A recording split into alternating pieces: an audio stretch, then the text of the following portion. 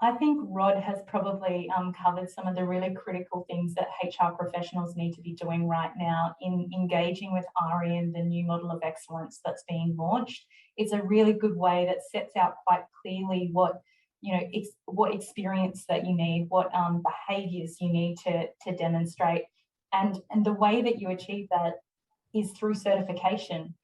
So I think those are kind of fundamental pieces for HR to really invest in, professionalise HR, really leverage the fact that we have gained this credibility in the eyes of our C-suite, and do that in a way that says, actually, we're going to put our money where our mouth is, and we're actually going to self-certify the profession to say, well, this is what good looks like. And yes, we've tested it in very real scenarios.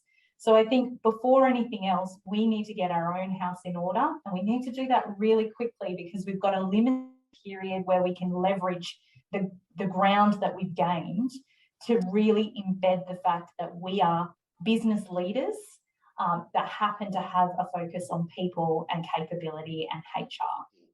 And that allows us then to be at the forefront and the beginning of those decision-making processes, rather than sort of like an aftermarket add-on.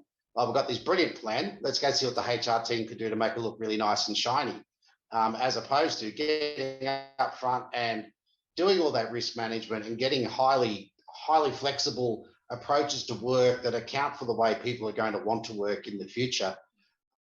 And aside from that, keeping the, undertaking the certification is actually keeping up to date with all of the professional development as well. So I think being across what else is happening within the market, albeit not only within your own industry that you operate in, but what other industries that are doing, particularly when you've got transferable or people with transferable skills, so it's always good to, I think, learn from others, and also access research where you can as well, to form credible arguments when you're trying to pitch business cases together.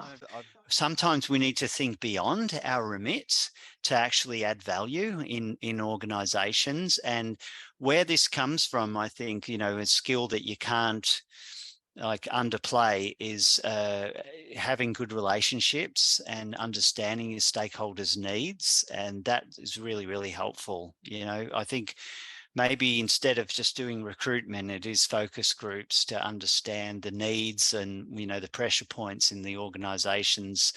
So that collaborative work will pay off in spades, I think, across organisations, because you become more useful as a value add. Yeah, I think this question brings a lot of our discussion really nicely together in many ways. I completely agree with Matt there.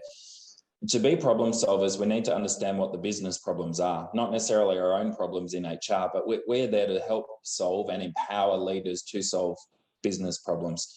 So we need to understand what our business does, and that could be, private sector, not-for-profit, government organisations. We really have to always connect in. We've known this for a long period of time, but it's just so important, and it's still relevant as it is today, as it has been over the years, to really understand what our business is trying to achieve, and understanding what area of expertise that we have that we can contribute to solving that problem. And we know increasingly that's related to people and people-related challenges. I'd like to approach it from a slightly different angle, because I think Jonathan and Matt's perspectives around what the individual does are really comprehensive. I think there's a role for leaders here. I personally think that, I see a lot of sort of experienced HR people talk about how challenging it is to get the shift in their workforce to get people to stop thinking tactically and actually think more strategically. And I think in order to be able to do that, you really have to experience that. So we have to provide people with opportunities to do work that will enable them to build new skills.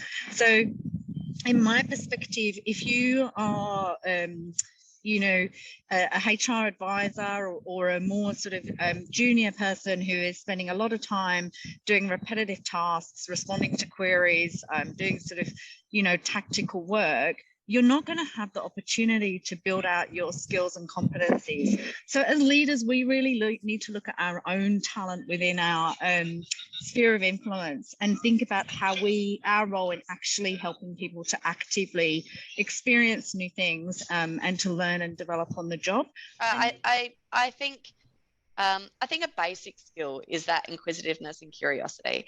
And if you have that as an individual, then you'll find out the ways in which you can learn and research and find new information and new ways of doing things, or different ways of doing things, and tease and challenge yourself and extend your skills. So it doesn't always have to be through formal study. And when I talk about developing skills in law or understanding how to interpret a clause, you can get that through formal study, but you don't need to either. It is, an area that some HR professionals aren't particularly strong at or shy away from it is analytics. So we know that is something that does assist in understanding where we need to focus our efforts. And I think that traditionally some people have felt quite nervous about that. So building your confidence in areas such as legal or analytics or commercial acumen by being curious to understand, you can certainly feel more confident in your role and driving the organisation forward.